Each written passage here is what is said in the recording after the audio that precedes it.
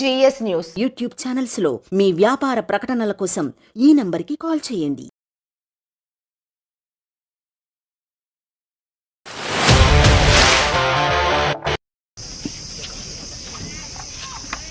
ఈరోజు మన నంద్యాల జిల్లా ఎస్పీ గారి ఆదేశం మేరకు ఇక్కడ స్పెషల్ డ్రైవ్ కండక్ట్ చేయడం జరిగింది. ఈ ఆటో హౌస్ ఓవర్లోడ్ మీద స్పెషల్ డ్రైవ్ కండక్ట్ చేయడం జరిగింది. గుర్తుపెట్టుకోవాలి అందరూ కూడా. ఎందుకంటే మేము రోజు చూస్తున్నాము, మీ అందరికి చెప్తున్నాము. మీరు అనుకోవచ్చు మీ దృష్టిలో ఏం సార్ మేము తోటకాడికి పోతుంటే, మేము పొలం కాడికి పోతుంటే, పనికి పోతుంటే పట్టుకుంటామని మీరు అనుకోవచ్చు. ఒక విషయం గమనించాలా, మనకి ఈ బండ్లన్నీ కూడా గూడ్స్ బండ్లు. ఇవన్నీ కూడా మీరు గుర్తుపెట్టుకోవాలి, ఇవన్నీ కూడా గూడ్స్ క్యారియర్ బండ్లు. దానికి ఇన్సూరెన్స్ ఇద్దరికి మాత్రం ఉంటుంది. దాంట్లో గుర్తుపెట్టుకోవాలి 1+2కు మాత్రం ఉంటుంది ఇన్సూరెన్స్.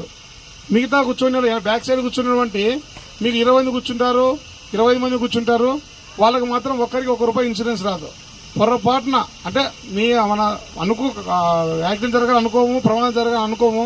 ప్రమాదవశాత్తు ఒకవేళ జరిగిందనుకో, ఏమైనా జరిగిందనుకో, మిగతా వాళ్ళకి ఏం పరిస్థితి ఏమి?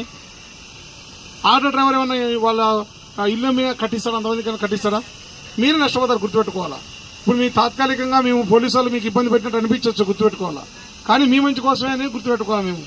మేము ఏమనుకుంటాము, మా మండలంలో ఉన్న ప్రజలంతా బాగా హ్యాపీగా వెళ్ళాలి, మా మండలంలో ఎటువంటి యాక్సిడెంట్ జరగదు అనుకుంటాము. మీరు ఇంతమంది రోజు చూస్తూనే ఉన్నాము, రోజు చెప్తూనే ఉన్నాము. మీరు రోజు ఒక్కొక్క దీంట్లో గుడ్స్ వెహికల్లో 25 మందిని ఎక్కించకపోతే ఎట్లా?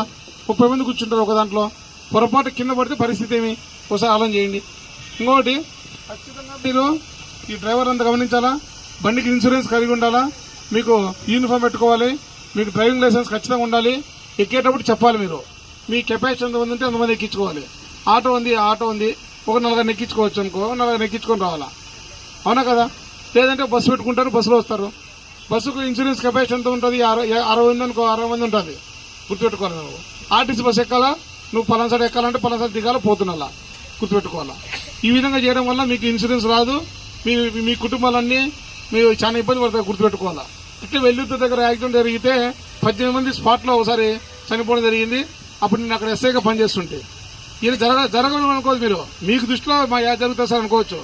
మా దగ్గర జరిగింటాయి కాబట్టి మీకు చెప్తున్నాం, గుర్తుపెట్టుకోవాలా. మీరందరూ కూడా సహకరించాలా. అందరూ కూడా సహకరించి ఈ ట్రాఫిక్ రూల్స్ అందరూ పాటించి మీరు ప్రమాదవశాత్తు ఎక్కడ మీకు జరగకుండా ఉండాలి. ఇప్పుడు అందరికీ మీకు కౌన్సిలింగ్ చేయడం జరిగింది. అయిపోయిన తర్వాత డ్రైవర్లందరికీ పెట్టుకొని మేము ఫైన్ వేసి పంపిస్తాం, గుర్తుపెట్టుకోవాలా.